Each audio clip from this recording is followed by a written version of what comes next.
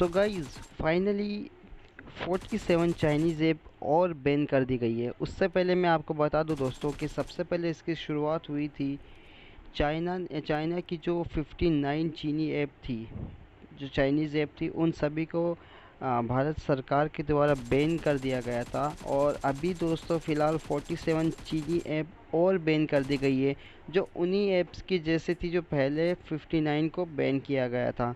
इनमें टिकटॉक बहुत ही बड़े पैमाने पे शामिल है, क्योंकि उसकी जो डाउनलोड और उसकी जो ग्रोथ थी वो बहुत ही ज़्यादा हाई थी। और ऐसी ऐप्स को बैन कर दिया गया। तो दोस्तों अब एक सवाल बनता है हमारा, क्या पबजी भी बैन हो जाएगा? क्योंकि पबजी को भी काफ़ी लोग चाइना से जोड़ते हैं और चाइनीज़ ऐप इसे मानते हैं। तो क्या इसे भी बैन कर दिया गया है? तो दोस्त कर दिया जाएगा।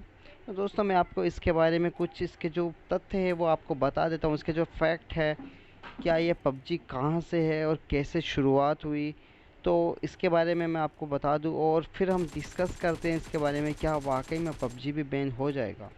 तो दोस्तों सबसे पहले मैं आपको बता दूं कि पबजी और पबजी मोबाइल दोनों अलग अलग प्लेटफॉर्म है एक ही, लेकिन अलग अलग प्लेटफॉर्म हैं। इन दोनों के स्पॉन्सर्स अलग है और डेवलपर अलग है। अलग अलग तरीके से इनमें पैसे लगाए गए हैं कंपनीज़ के द्वारा।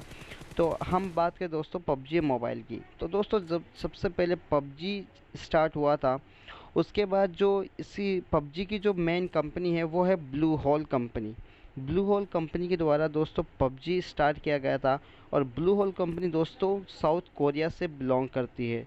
जी हाँ दोस्तों, साउथ कोरिया से ब्लू होल कंपनी बिलोंग करती है। उसके बाद दोस्तों जब ये चाइना के अंदर टेंसन कंपनी ने ब्लू होल से इसका डिस्ट्रीब्यूटर मांगा और वहाँ पे इन्होंने पबजी को लॉन्च किया था। उसके बाद दोस्तों जो टेंसन कंपनी है, इन्होंने कहा कि क्यों ना हम इसे एक पबजी को मोबाइल वर्जन में भी कन्वर्ट कर दें।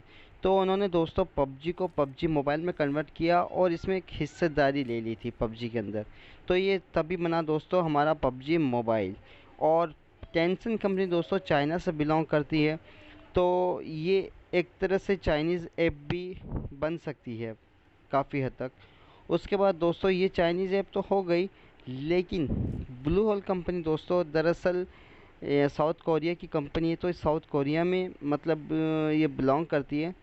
तो इसका चाइना से हम डायरेक्टली कनेक्शन नहीं बना सकते। इससे हम ये कह सकते हैं कि ये पार्टनरशिप के साथ में चल रही है। तो ये आधी चाइनीज़ है और आधी साउथ कोरियन कंपनी है। और दोस्तों जहाँ तक बात करें इसकी प्राइवेसी की, तो ये बाकी ऐप्स की तरह, जो बाकी ऐप्स है उन्हीं की तरह इसकी भी प्राइवेसी वैसी ही है।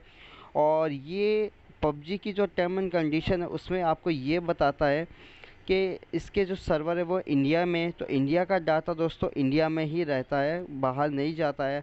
और कुछ चाइना में भी है, और उसके अलावा अमेरिका में है, और कुछ और जगह भी है। तो दोस्तों इंडिया का जो डाटा है वो इंडिया में रहता है। इसकी जो प्राइवेसी पॉलिसी यही कहती है। और हम किसी भी थर्ड पार्टी को इसकी जानकारी नहीं देते हैं, और हम किसी से भी हमारा जो डाटा है वो शेयर नहीं करते हैं। पबजी का ये कहना है दोस्तों। अब फ़िलहाल यहाँ पे सवाल यही आता है, क्या पबजी वाकई में बैन होगा? तो दोस्तों इसका डायरेक्टली आंसर यही है कि शायद ये बैन नहीं हो सकता, क्योंकि इसका पूरा कनेक्शन है वो चाइना से नहीं है। ये एक तरह से एक कंट्रीब्यूशन, मतलब जो कि पार्टनरशिप की ऐप मानी जाती है। तो इससे हम ये नहीं कह सकते कि ये डायरेक्टली चाइनीज़ ऐप है। तो यही कहना था दोस्तों इस वीडियो में मुझे। और आपका दोस्तों इस वीडियो से, इस पबजी बैन से आपका क्या ख़्याल है, आप मुझे बताइए कमेंट में। क्या आप इस बारे में क्या सोचते हैं? क्या पबजी वाकई में बैन हो सकता है या नहीं होगा? और अगर बैन होगा तो आपको इससे क्या फ़ायदा है या फिर लॉस है? तो आप मुझे कमेंट में इसके बारे में बता सकते हैं। सो थैंक यू दोस्तों, आपको ये जानकारी मैंने दी है। आप इस बारे में और भी चेक कर सकते हैं। अगर आप चेक करना चाहें तो आपको गूगल पे इसकी काफ़ी जानकारी मिल जाएंगी। फ़िलहाल दोस्तों इस वीडियो में सिर्फ इतना ही था। Thank you so much.